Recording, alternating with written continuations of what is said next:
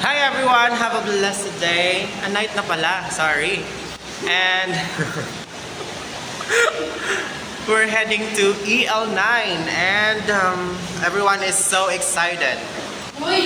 Excited ba ang lahat for the EL9? No. And in fact, si Sir nag-announce na mag-quiz daw tayo. Pero yung hiningi nating PPT, hindi niya binigay sa atin. Last week pa yun. So, may excuse tayo, diba? So, we have an excuse na hindi matuloy yung quiz. Alright. So, kumusta kayong lahat mga kaibigan? Are you feeling good? Are you okay? So, tanungin niyo naman kami, okay ba kami? Okay lang kami? Of course. Nonchalant tayo. So, kailangan natin maging okay sa lahat ng panahon kahit hindi naman. O, diba? That's life. Kanina nga, in our lesson, we discussed about Stoicism, a philosophy, which is kanang tayo mga panghitabo in life or situation or circumstances that is happening in life or in the moment that we have right now, dili na ito ma-control. But one thing itong buhaton is that kanang kung dili man siya maayo, ano lang nato siya i-disregard or di nato siya pansinan. One thing that we're going to focus is sa katong mga positive lang, ana. Kung asa ka kanang dili apektado. Focus on the solution, not sa problem. Diba simply mindset ba? So, di mo ginato ma-control ang mga situation, di ba, Juan? Uy! Answer me! Di ba, Jessa, no? I'm sleeping. We cannot control every circumstances nga makita mo sa tong life, di ba? So, guys, if you cannot change the situation or the circumstances, change or adjust your sail, di ba? If you cannot change the direction of the wind, Change your life. If you cannot change, If you cannot change the direction of the wind, adjust your sails, di ba? Ano? Kung saan magiging nato nga dili magdiraa ang flow, di ba?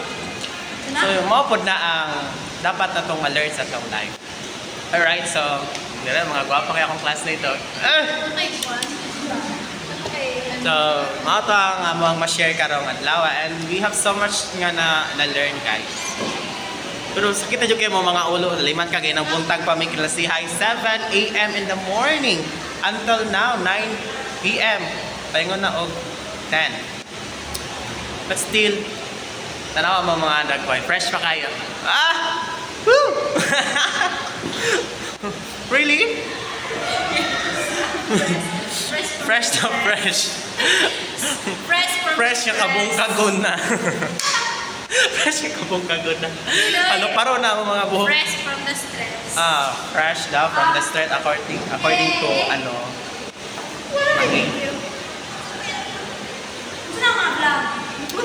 Vlog lang. Wala ay ganang, ay nako YouTube channel pero paano pang Facebook lang.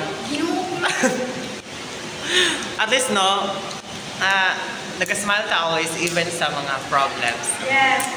It is really important nga kanang ay okay, mga ask ko question di ay. So, nganong kinahanglan man nato mag-smile or mo katawa or nga nagod, maging happy in short. Bisan na yung mga problems sa life. Okay, mahina eh. Kaya ang problema. Ay sige, Jessa, sige. It's okay na makahuli ka o sadness. It's okay, it's normal. Bitaon na. But the thing na, kanunay na lang sad, just hindi ko siya okay ko, diba? Ano lang, diba? Ang storm, hindi na magduga ang storm. Wala ba, hindi na siya, diba? After every storm, there is a rainbow. Yes. Hindi na magduga ang mga problema. So, dapat dapat palipasan lang niyo. Dapat malipas. Temporary lang ng problema daw, guys, according to Jessa. So, dapat dito mag-focus sa problem. It's like happiness is Sa mga, temporary. diba? Kung badang imuhang moment karon, moment lang na. Why dili tibok adlaw.